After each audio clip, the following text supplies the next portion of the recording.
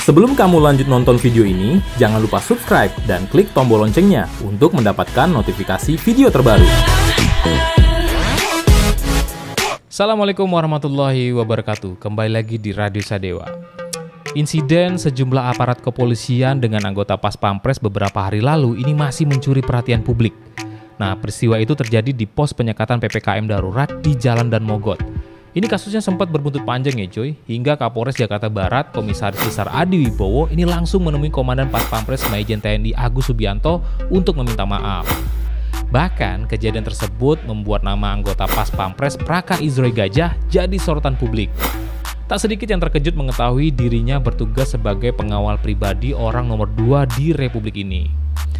Nah, kesalahpahaman tersebut kini telah berakhir ya cuy, permohonan maaf pun telah disampaikan secara langsung.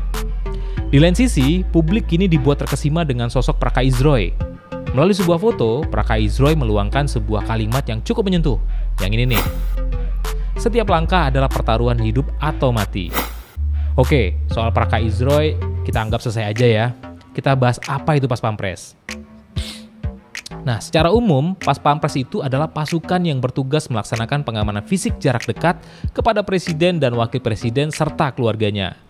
Pas Pampres juga melakukan pengamanan untuk mantan presiden dan mantan wakil presiden beserta keluarganya juga cuy. Enak kan? Makanya jadi presiden. Nggak cuma itu, tamu negara setingkat kepala negara atau kepala pemerintahan ini juga mendapat pengawalan dari Pas Pampres. Selain itu, ada tugas protokoler kenegaraan dalam rangka mendukung tugas pokok TNI yang juga diemban oleh Pas Pampres. Untuk melaksanakan tugasnya, ini Pas Pampres ini terbagi menjadi 3 grup cuy. Nah, yang pertama ada grup A. Nah, grup A ini dia bertugas mengamankan Presiden Republik Indonesia beserta keluarganya. Ada lagi grup B, dia bertugas mengamankan Wakil Presiden, ini beserta keluarganya juga cuy. Ada lagi grup C namanya, dia bertugas mengamankan tamu negara setingkat kepala negara atau kepala pemerintahan yang datang ke negara kita. Lantas, fungsi Pas Pampres apaan ya? Ada 2 nih fungsi Pas Pampres, yakni fungsi utama dan fungsi organik. Nah, fungsi utama, yang pertama dia menyelenggarakan pengamanan pribadi VVIP. Yang kedua, dia menyelenggarakan pengamanan instalasi serta fasilitas di lingkungan yang digunakan VVIP. Yang ketiga, menyelenggarakan pengamanan penyelamatan VVIP dari ancaman, gangguan, hambatan, dan tantangan yang kemungkinan terjadi setiap saat. Yang keempat, menyelenggarakan pengamanan langsung jarak dekat dalam perjalanan VVIP. Yang kelima, menyelenggarakan pengamanan makanan dan medis guna melindungi jiwa atau raga VVIP dari bahaya yang dapat timbul melalui makanan, minuman, obat-obatan, dan benda-benda lainnya. Yang keenam, menyelenggarakan acara protokoler khusus yang meliputi jajar kehormatan, pasukan upacara, dan iringan musik pada upacara-upacara kenegaraan.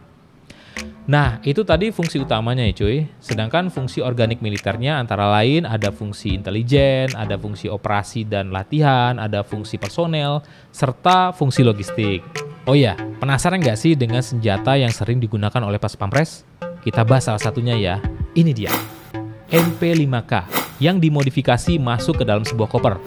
Nah, perhatiin deh tuh Pas Pampres. Kalau ngawal suka ada yang bawa koper kan? Nah, itu isinya bukan kertas-kertas kerjaannya presiden ya cuy. Itu senjata MP5K. Sekilas koper itu tampak seperti koper lainnya yang dipakai oleh para pekerja kantoran ya cuy.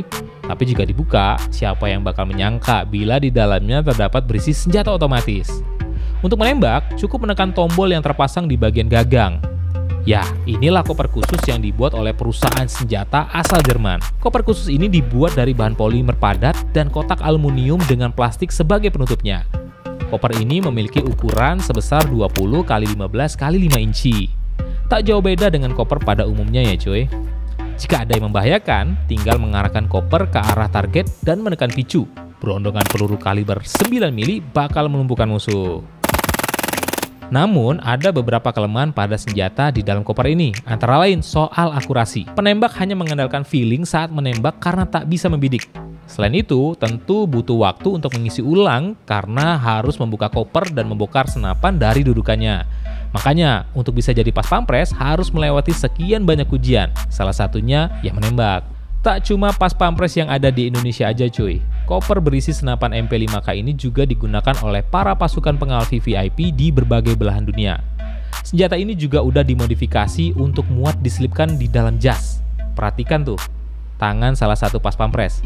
Tangan satunya suka nempel alias standby di jas. Nah, tugas pas pampres ini beda-beda nih ya. Ada yang menghalau laju massa. Misal kalau kalian pengen deket-deket tuh, biasanya ada yang standby. Nah, biasanya dia pakai Glock yang ada di belakang pinggangnya cuy. Ada yang standby di dekat presiden atau wakil presiden. Ada juga yang standby dari kejauhan. Nah, kalau itu biasanya sniper cuy. Yah, jadi ketahuan deh. Nah, sebenarnya masih banyak lagi nih cuy. Belum lagi yang pakai baju biasa yang berbaur dengan massa. Nah, banyak kan? Oke lah, sekian dulu ceritanya soal pas pampres. Buat yang mau jadi pas pampres, saya saranin latihan terus. Buat yang mau jadi presiden, ya mau pinter-pinter amat boleh, mau nggak pinter-pinter amat juga boleh. Bebas. Oke ya, sampai ketemu di video selanjutnya. Kalau suka, silakan klik tombol like dan jangan lupa subscribe. Oke, sekian dulu. Assalamualaikum warahmatullahi wabarakatuh.